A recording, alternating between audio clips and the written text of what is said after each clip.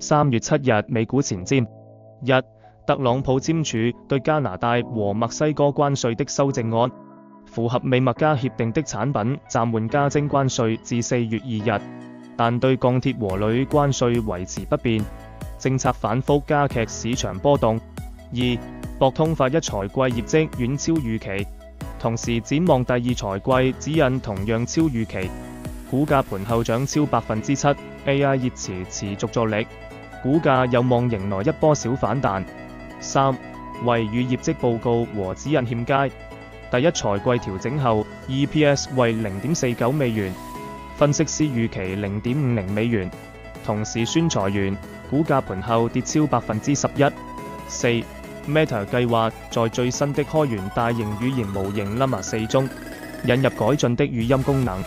壓住未來所謂的人工智能代理將是對話式的，而不是以文本為主導的。